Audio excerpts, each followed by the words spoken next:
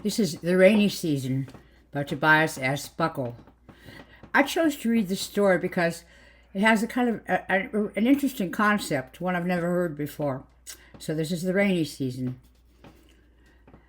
Eileen grabbed her duffel bag and wrestled it down from the overhead rack, looked out the window of her stopped train at the new station's wing-like roofs curving overhead. She didn't recognize any of the waiting faces in the Encinitas terminal. It was hard to tell just by the eyes. So many people wore surgical masks, which reminded her. She pulled hers on. The air was slightly hazy today. She wondered idly if she should consider a full respirator. Back in Michigan, Kenneth certainly seemed to consider it a good idea. You can't risk breathing in that coastal air, he said. Who knows what's in it? Only tourists wear full respirators, she protested. You're not that different, Kenneth said. You don't live there anymore. You haven't for a very long time. Fair enough. Still, people wearing full respirators were something to chuckle at. Out-of-towners. She'd be inside soon enough, Elaine thought. Stepped out of the train into the bright sun. A few minutes of meandering around the slowly thinning crowd, she realized that no one would be there to pick her up as promised. She relented and got into a cab. She should have known better than to trust that Beverly and Jackson would actually pick her up as promised. Welcome home, Elaine, she thought. Everything had changed. That she expected, but it still hit her. When you lived somewhere, you slowly saw the raw physical nature of the world shift. A building here or there. Starts scattered across locations. But when you came back to somewhere you lived after an absence, it all happened at once. Your brain had to process and work hard to update that model of realness minute after minute as you looked around and saw change after change. The place wasn't the same. The place you lived no longer existed. The same geographical location is a new place. Some traces of the thing you used to consider that location still surviving. And there was no driver up front to ask questions like, what happened to that chicken place that used to be on the corner? Well, that was a stupid question, wasn't it? It was gone. Didn't matter anymore. She hadn't been there to see it go. Didn't care that she cared that it was gone. Probably neither did anyone else. She stopped trying to catalog the differences, to expect certain signs and buildings at certain points. This was a new city. This wasn't really coming back. This was arriving for the first time. She was different. Encinitas was different. Deal with it, she told herself. As the car drove itself down the 101, winding along the coast, she caught glimpses of people laid out on the beach, their faces hidden behind bug-like gas masks. It was like an invasion of the rubbery sea people, Elaine thought to herself. It had all been perfectly normal to her once. Beverly and Jackson stared at her when they opened the door. Their eyes had a dull haze to them as they just stared at her, reaching for some memory. Hello, Elaine prompted. The words were a spark to their fuel. They suddenly moved into action. When did you get in? Beverly asked. You came, Jackson said, nodding his head slowly in that bird-like way that Elaine had always hated. Of course I fucking came, Elaine snapped. Beverly stepped between the two of them, ostensibly to grab the canvas duffel bag Elaine shouldered. But it was a shielding move. It's an honest question, Beverly muttered. It's been 6 years. We haven't seen you in 6 years. I sent an email, Elaine said. I sent texts. I explained I'd be taking the train up from San Diego after flying in. Jackson scratched at bleached blonde hair and looked pained. Email? Jackson isn't good at checking that stuff, you know that, Beverly said, hint of accusation in her tone. I sent you a message, Elaine said. Beverly bit her lip. It's not a good time right now, and a lot of people sent me messages. Sorry we weren't there to pick you up. They locked eyes for a second. Elaine decided a fight over being picked up would get them nowhere. We're all adults here, she thought, all on the edge. Elaine stepped over plastic toys and metal cars as Beverly shuffled her in and quickly closed the door.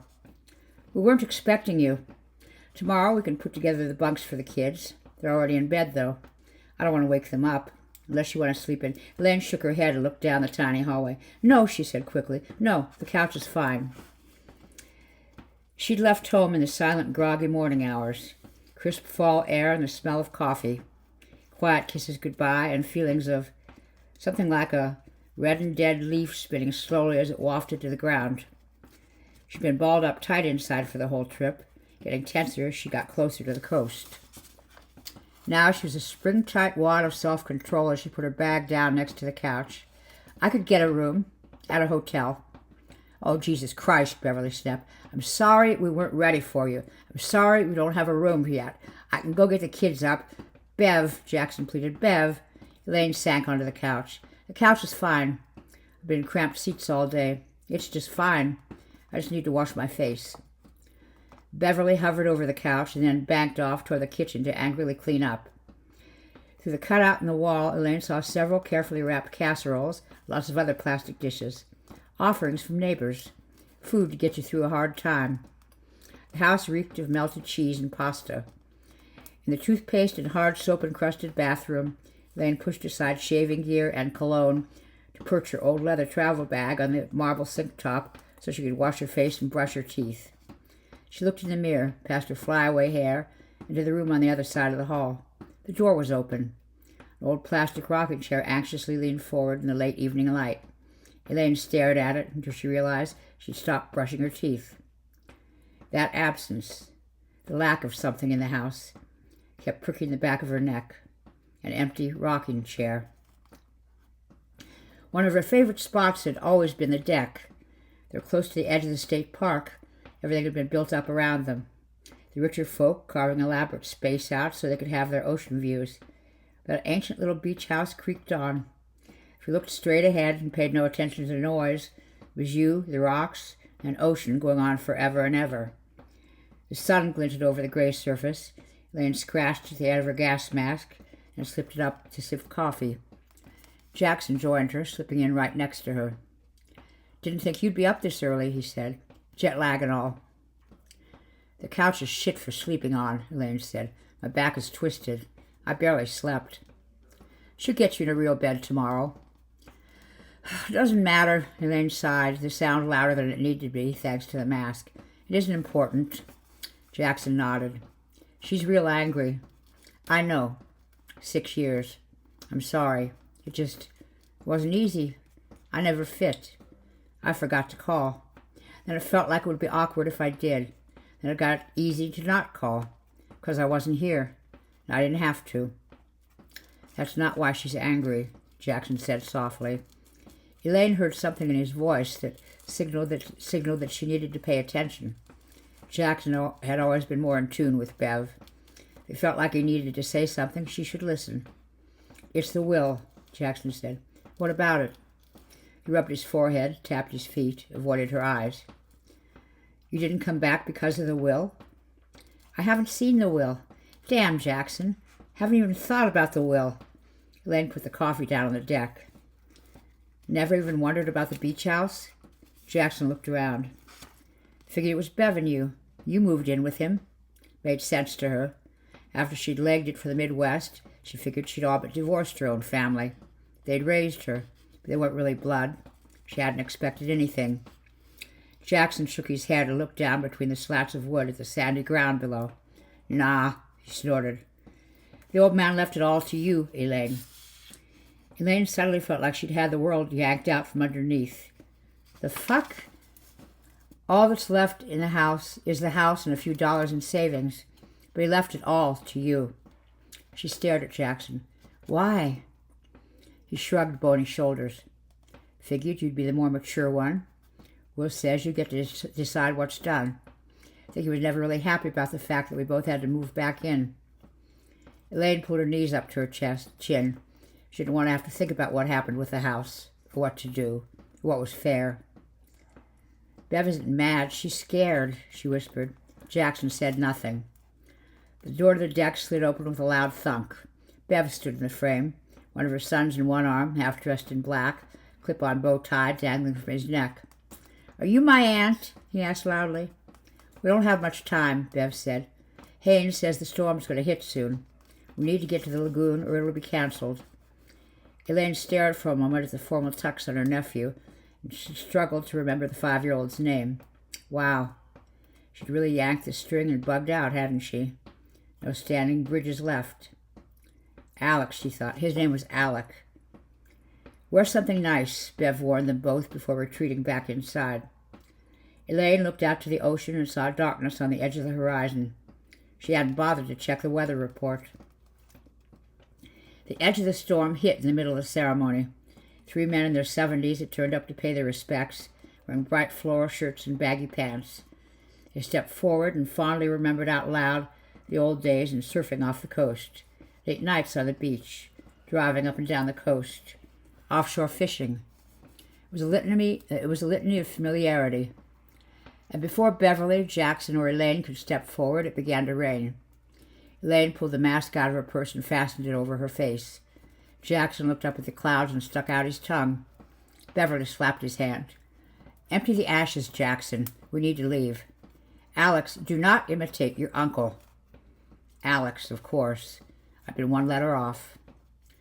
"Shouldn't we," Jackson waved a hand around, say something? Beverly looked at the clouds. "We need to leave. It's going to get bad." The rain thickened. The old men trundled off, slapping each other on the back. I pushed the mask hard against my nose for a better seal. "Goodbye, Dad," Jackson said, and began to scatter his ashes. The rain spread his remains into the mud. I had no idea if this was what he had wanted, but I wasn't going to ask or second guess. I stood and thought about the emptiness in the house and tried to engage with the fact that he just wasn't here anymore. We did stand in silence for a bit and then returned to the car. As everyone piled back in, I pulled my mask off and stood behind Beverly. "Bev." She turned around. The rain plastered her carefully styled hair flat to her forehead. I shivered. I'd run away from this intensity, but standing in front of her, I wanted to reach forward and dive back in, build that bridge. No, shut up, leave it alone," shouted another dwindling voice further inside me. I blinked. "I didn't know about the will," I said. I didn't want to cause trouble." "You didn't know?" Beverly looked incredulous. "Not until Jackson told me." "He didn't talk to you? You two didn't plan this?" I stepped back. "Why would I plan this? What is this?" "You know." "No, Bev, I don't. I don't know." I was breathing heavily now, my face streaming wet with rain. The words flowed. "So why don't you tell me?" Her lips curled slightly. "It's even worse then, if you never talked. He just died, never hearing again from you. And still he did this. Left you the house. You can't even appreciate it." "I didn't want it." Elaine stepped closer. "I swear." "You should want it," Bev said, "because it is the family's. The house has been in the family for 4 generations now. You could care less, because you aren't really a part of the family. You don't want it or us. You found out you were adopted, and since then, didn't want jack shit to do with us. You don't even want the greatest gift our father could give any of us." The rain smelled sharp, chemical sharp. "Pull it in," Elaine urged herself. "Take control. Mollify her. Get in the damn car." But in the rain, she could see the outline of Bev's attitude. She could read that her body language signaled ungrateful bitch in bright red. And as prickly as she was, Elaine usually stepped back from the cliff, usually walked away, even ran away entirely from it all. She stepped forward. "Maybe," she gritted, "maybe he gave it to me because he didn't think his own daughter would keep it together enough to make the right call. Between both of you moving back in with him, he had time to get a real close read on you both, right?" Bev's eyes widened and she slapped Elaine. They both stood and stared at each other. Then Bev got in the car and shut the door. "Maybe you're right," she shouted from inside. "So why don't you get your own damn ride back to the house?" Elaine's mouth was half open, cheeks still stinging. Jackson was in the back with the kids, and he had a what-the-fuck expression on his face. He slid the window down as Bev started to pull away. "You're tripping, Elaine." "I know," Elaine said, still stunned by what she'd said. Sure, she'd thought things like that. Unvoiced suspicions, old family wounds, festering. Jackson threw her gas mask out the window at her. "The rain, idiot! You're tripping!" They shot away, bouncing over the dirt road, headed back toward the asphalt. Elaine leaned over and picked up the mask. It had broken against a rock. "Shit," she whispered, feeling a bit dizzy from the fumes around her. Shit. What psychotropics were falling out of the sky today? What was she inhaling? something that had dropped her barriers to saying what was on her mind. Shit. "This is why I left," she shouted at the darkening sky. She looked back toward the muddy spot where they'd scattered the ashes and then stumbled back toward it. "I didn't deserve the slap, but I think I needed to be yelled at. It wasn't very nice of me." "Oh, Dad," she thought, looking down at the ground. "But you'd know that." He hadn't slapped her after she'd come in from the heavy storm, high out of her mind, because she was local and wouldn't be bothered to wear a mask.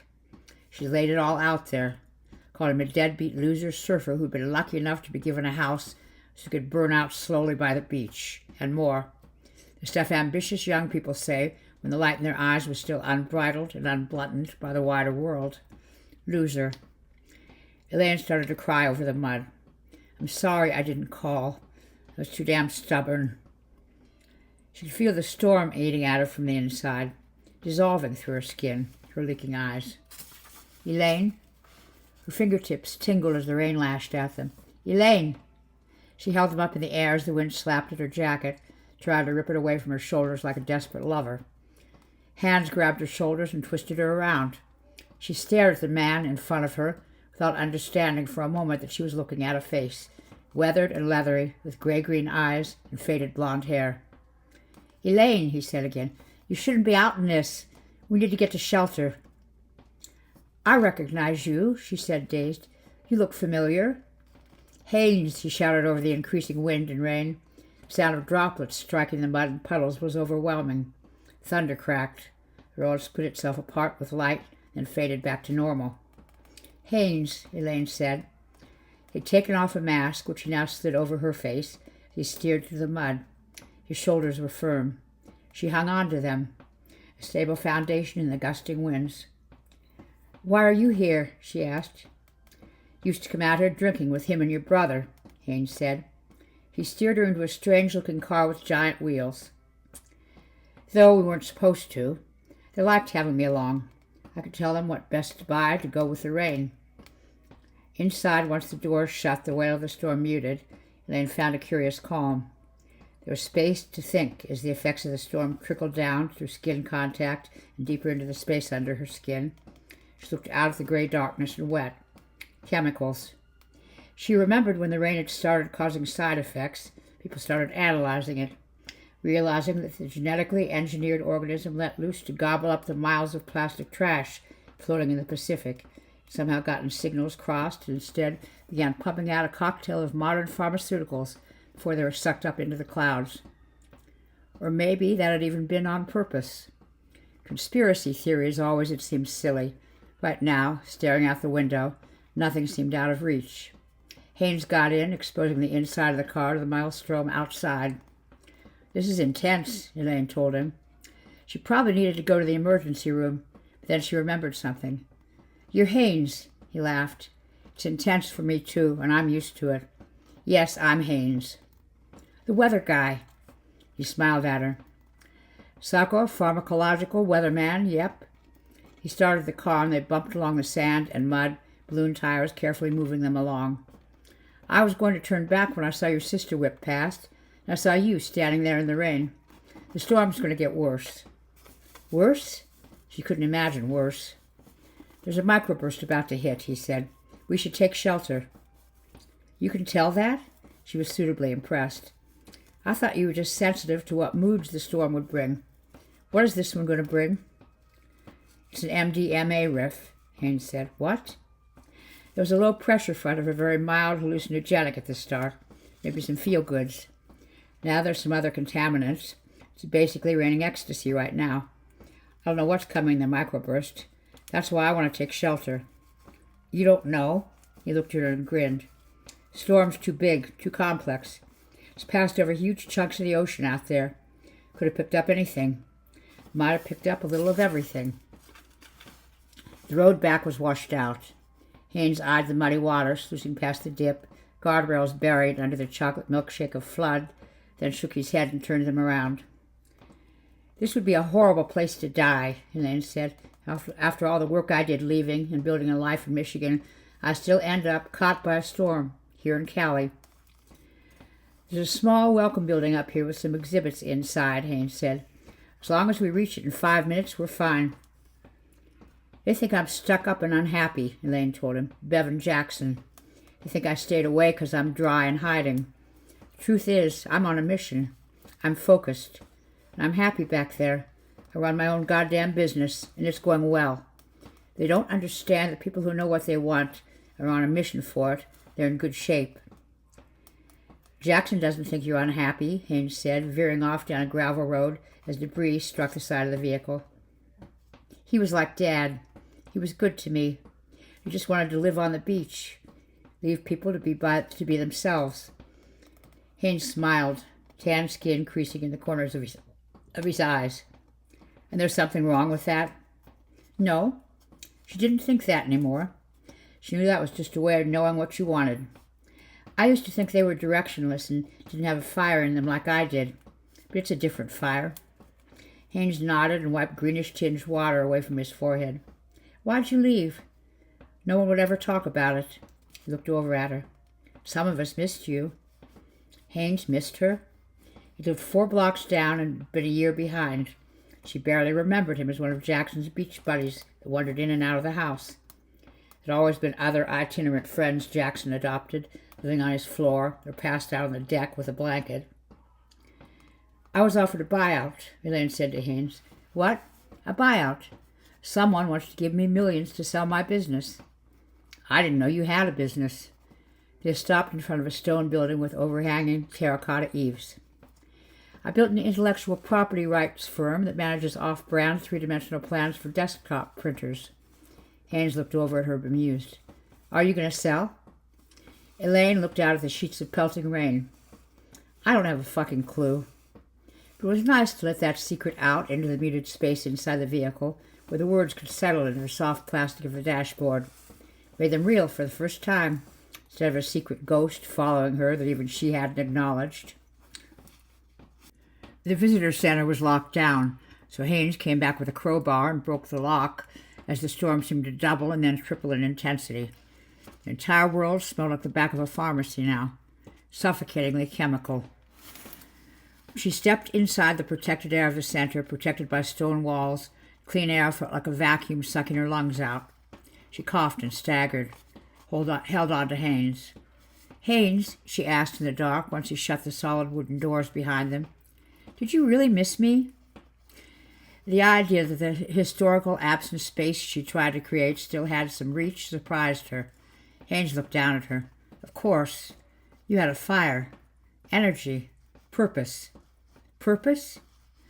You were always looking at the future. Planning. You would talk to people about what was going to happen when desktop fabrication became common. You would talk about things like disruption and intellectual property, and most of us didn't even know what the hell you were talking about. But you were smart. I geeked out on that shit. I didn't think anyone paid attention, Elaine said, shaking sharp-smelling rainwater off her skin. I became a pharmacological forecaster because of you, Haynes said. He stepped closer. The rain-soaked shirt clung tight to his abs. They were as rock-like as his shoulders had been, statuesque. A lot of fine marble, she thought. Because of me? She asked.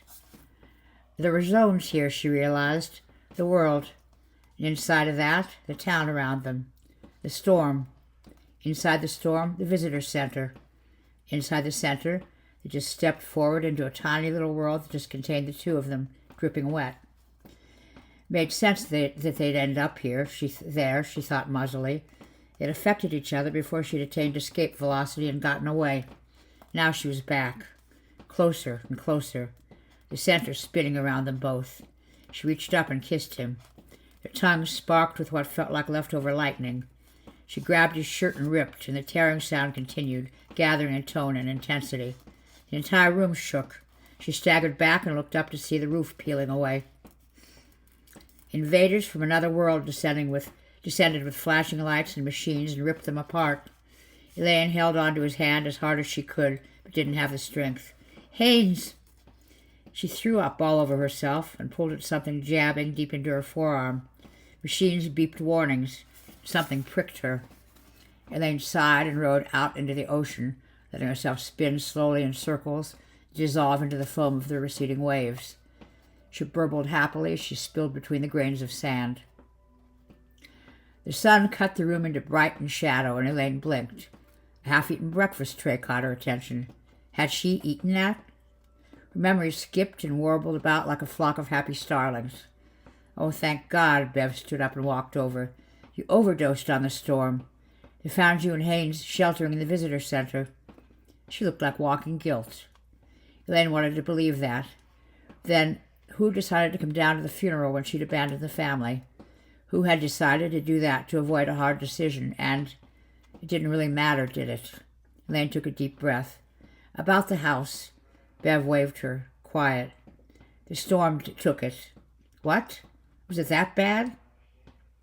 Other than the roof to the center you were in and some minor damage, no. Haynes knew the microburst was coming, but it wasn't that bad. Dad told us he fixed the termite problem we've been having with something a friend of his gave him, but he was wrong. Elaine sat up and the room wavered a bit. She took a deep breath. Is everyone okay? Bev nodded. We went next door. So there's no house? It's all a heap. She folded her arms. And then, to Elaine's surprise, started laughing. Fucking Dad, right? Of course it was riddled with termites. Shit. We'll use the insurance money to rebuild it, Elaine said. The words came out strong and sure. She could see the path in front of her. She knew what came next. Bev laughed sadly. No insurance. No insurance? Elaine couldn't parse those words. None? Dad. Bev tapped the tray with the half-eaten food on it. Dad. Elaine bit her lip. She asked after Haynes, and one of the nurses took her to a door propped open with a chair. Haynes sat on a bench outside with a half-burned cigarette held delicately between his fingertips. You're kidding me, she said, sitting next to him. You smoke? Who does that? The few, the ashamed but belligerent, he said. I can't believe I kissed a smoker, Elaine said, deciding to storm the hill of awkwardness. Haynes actually blushed. Look, about that, I'm really sorry. We were out of our minds back there in the storm. It was raining chemicals. We would have been... It's okay, Elaine said. I understand. But Haynes, what were you really doing coming up there? You're weather sensitive. You predict storms.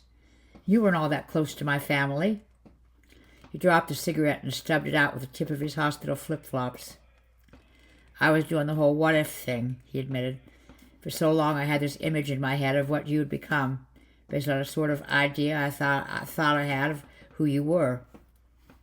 So, you came to the funeral to connect with a high school crush? Elaine asked. Haynes laughed. You make it sound worse than it was. Look, I really did know your dad pretty well. I was just, I don't know. I'm glad I went. I'm not going to say I learned something about myself in that storm, but it certainly helped me prioritize. Near-death experience framed everything for you? Elaine asked with a bit of sarcasm. Something like that? She put her elbows on her knees. I had an epiphany. He looked over. Really? Elaine smiled. When the roof ripped off. I'm angry about that. Been thinking about it ever since I woke up. I'm going to sell my business. Create a large fabrication business. One that just prints out whole houses that can withstand hurricanes, microbursts, earthquakes, floods, whatever. Because this heavy weather shit is getting more and more common. With walls that filtered air, she thought. I believe you'll do it, Haynes said.